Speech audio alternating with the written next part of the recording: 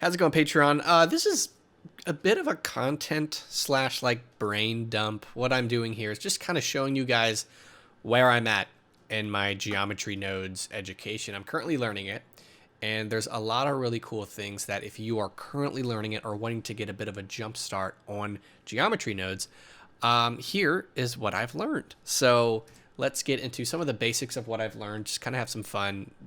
Spoiler alert. That's so corny to say that. I was going to say spoiler alert.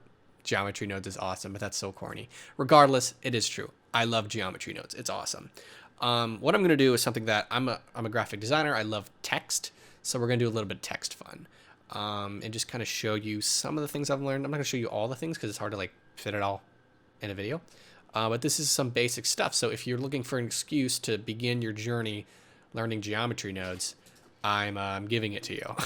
So I'm going to go here and in all caps, Geon, geometry nodes, whatever, Geon. Let's go ahead, grab a font because I hate this font. It's boring, but we don't want anything too interesting either. It needs to be readable. This is the graphic design. I mean, you can just going to start being indecisive here with these fonts. We'll get an equally boring font. All right. What am I doing? Corbel bold. You just need a bold font. So here we go. Now we have this. I'm going to go ahead and convert this to a mesh. That's what we're doing here. I'm going to hit RX90. There we are. Now, if you guys are wanting a more creative education on geometry nodes, I have 2 videos coming out this week on the YouTube channel. You guys will get those project files. But this is a more natural paced video that I just kind of wanted to make for you guys. And I just got back from visiting family, and I just wanted to give you guys some content, something that you'll actually learn from. So you'll be learning these processes in a more creative way this week on YouTube, but you want a more basic education on it here. This is what this is. So first off, I'm going to go to edit mode. I'm going to hit A, and then I'm going to hit E for extrude, and then click Y on the Y axis and just kind of extrude it here. First thing I'm going to do, because it's geometry nodes, I do want to have a basic hold on my geometry here. So I'm going to go ahead and add in a remesh. Here we go. So that's gross. We'll go to sharp, uncheck remove. That's good enough. And then I'm going to go ahead and apply that. This is all I wanted to do. I just wanted to have some even geometry. With geometry nodes, you don't have to have perfect geometry because then you can do some distribution of it, which you'll understand what that means in a second. But you don't have to have a perfect hold on it. But this, I just wanted to have a reasonable hold on my geometry. Now, let's make our geometry nodes. So we're using this little geometry nodes workspace up there. I'm going to click new. Now we have our geometry nodes thing. Now what I'm going to do is I'm going to do a instance or a point instance.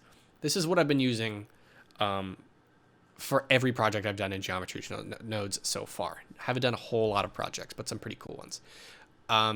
So what we need is actual point. So what I'm going to be showing you guys here is pretty much what I used to do with particle systems. But in my opinion, this is only my opinion, geometry nodes, if you're using them in the sense of a particle system like I've always done, it's way more flexible, way more powerful, and it's much easier on your computer. It's not as heavy. Particle systems tend to get really high on your how many faces you're using when you start duplicating stuff. Geometry nodes is way better for that because it's instancing all this stuff. So I'm going to go ahead and get our instance objects, which in particle systems, it would be our particle. And then let's go and click back on that text, which is extremely small, but we'll fix that. And we'll click icosphere.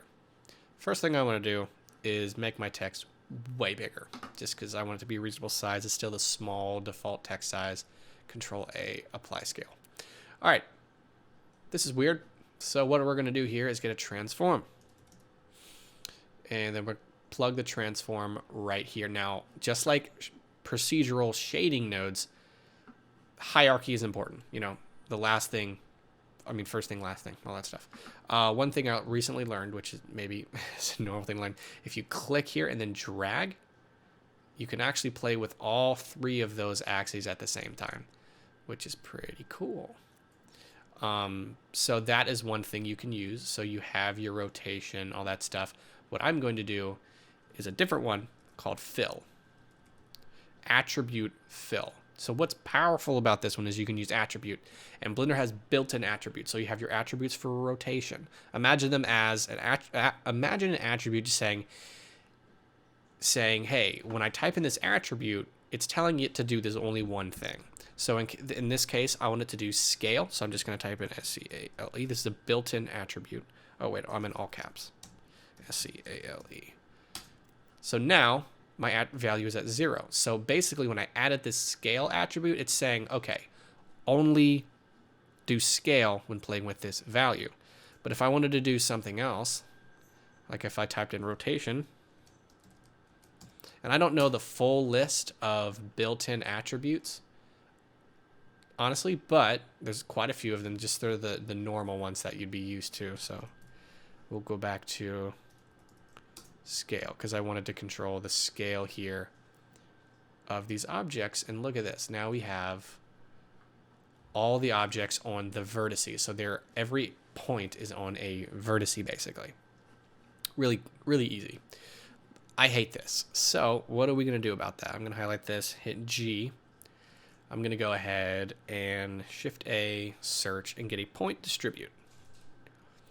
This is a fun one. I love point distribute because it begins to treat your text that and you're not constrained to the vertices. It's distributing those points. Vertices, points, kind of the same thing here.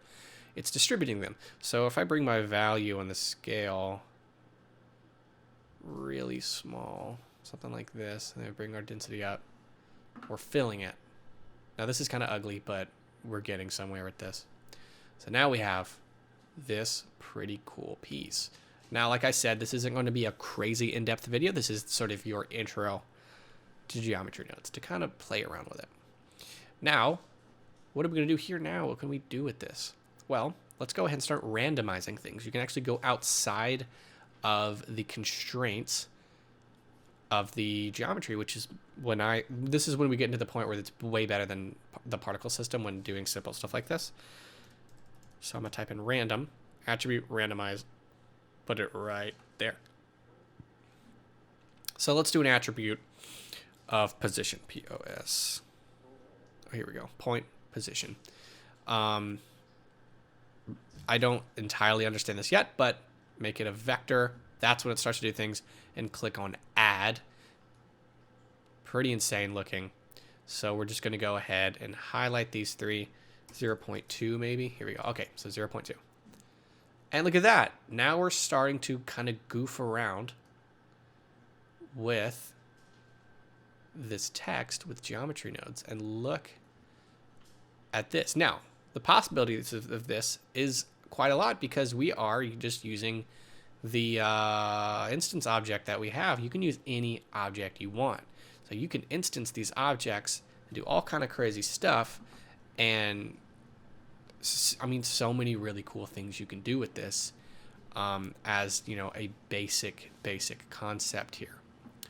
And then you can also, I mean, you are using attributes. So if you've played with attributes before, you can really go crazy with this. Here's another fun one.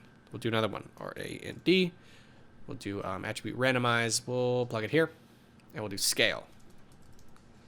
Use that scale, and then bring down that max to like 0.1. Now we have randomized scale. In this case, I'm going to bring this density down. So we can kind of play with this, and then we bring that max down. Oh, why is it doing that? Like 0.05 maybe. You can probably hear my cat in the background. Here we go. Look at this. Using geometry nodes, we've done something interesting and something really cool with, in the grand scheme of things, a very few amount of nodes. And look at this. Now we can do all kind of fun stuff. If you're doing something very stylized for like a movie intro or something, you can use blades. Instead of, you know, objects, you can actually use collections instead of just objects. And you can make very stylized stuff, not even just with text, all kinds of things. In my opinion, This is way more fun, way more. I love nodes, so maybe I'm a little biased here. Way more fun, way more interesting than using the particle system. Now, the particle system has some features that geometry nodes does not. So there's some, you can argue a little bit on that. But as a basic getting to know geometry nodes, these instance nodes, these attribute nodes, all this fun stuff, you can really goof around with it. And there's even attribute mix nodes, just like you would use like a mix RGB in shading. So if you wanted an excuse to try to just dip your toes into the water of geometry nodes, here you go. There are tons of tutorials that I'm even learning from. I have 2 tutorials coming out this week. I'll be dropping in project files for you guys, and there will be more geometry nodes coming. There's so much to learn. I'm learning a lot. I'll be giving you guys that knowledge here on Patreon and on YouTube, so look out for that. Thank you guys for watching, and I will see you in the next video.